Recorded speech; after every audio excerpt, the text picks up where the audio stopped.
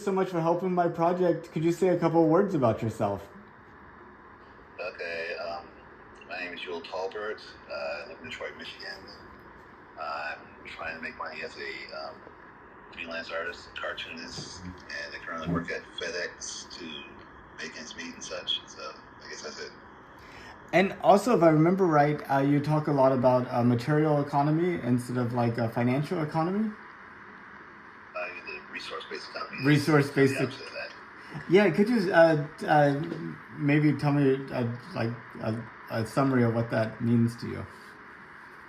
Okay, resource-based economy is a post-monetary, high-tech, clean energy society where all goods and services are free, money doesn't exist, and government essentially doesn't exist either. It's pretty much kind of an automated um, way to get things done, and I'm into it because it's science-based. It sounds like very much like Star Trek. It is like Star Trek. From what I heard, Gene Grumber was kind of inspired by that. I was just watching this behind the scenes take of Star Trek 4, The Voyage Home, where they end up in San Francisco in current times, and they're like, oh, this is a primitive society, we need money. Yeah, I was just thinking about that movie too. Did you like that movie? Oh yeah, I like it. But I think the best Star Trek movie is First Contact. First Contact. I'm trying to remember which one that is. That's the Borg one. Okay. Was And, I would say Undiscovered Country is a close second. Undiscovered Country? Oh, the Star Trek 5. That's Star Trek 6. Star Trek 6. Yeah. Undiscovered Country, that's the one. Is that the one where the Klingon starts out by shooting Voyager? That's the one where they try to make peace with the Klingons. Okay. I think well, I guess first off, did you know that NASA's planning to send astronauts back to the moon?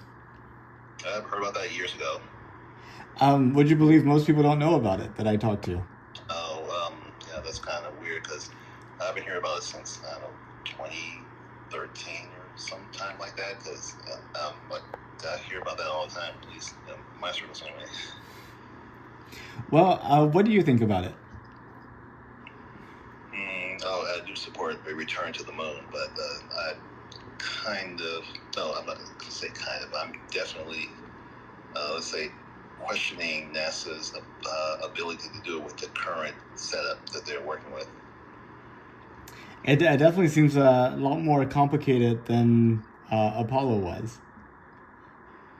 Yeah, I'd say to some extent it's somewhat more complicated, but at the same time, it's almost, let's say, comparable technologically to that era because most of the Artemis technology is based on the space shuttles, and that's from 30, 40 years ago, so that's not really a new thing. Whenever you think about the future of humanity, like 200 years out, do you think we are having people live on the moon and Mars, or do you think we're still just only on the Earth making these short trips to places? I guess it depends on how we survive the next few years on Earth because all these political and social issues are looking kind of definitely disturbing to me, I'd say. But let's disregard that, and I would say, and let's say I'm optimistic and all that. I would say it's entirely possible for people to be living on the moon and possibly even Mars within the next decade or even 2 decades, or that time range. Wow, so 200 years, we probably are on the moons of Jupiter and Saturn if we're able to do that in a couple of decades. Whatever.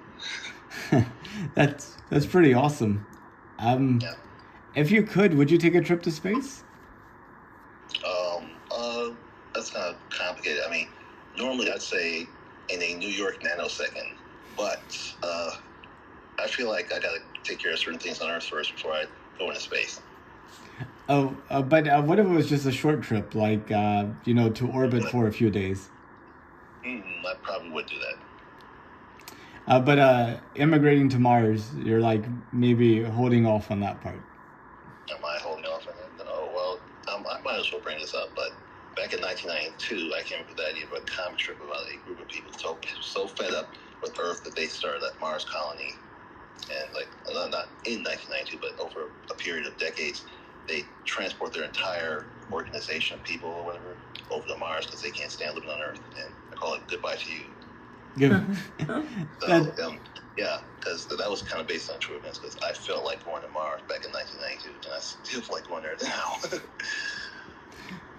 Yeah, it's kind of interesting how, I mean, I guess that was true. The Europeans coming to North America, some of them were fed up with Europe, and so they came here. And so I mean, it provides a chance to make different choices as a society.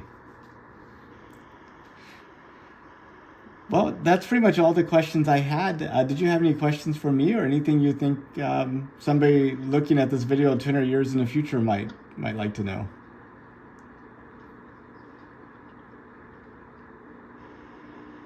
Oh yeah, I think the only thing I can say is look into the Venus Project and the resource-based economy. That sounds good. That may be all they know at that point.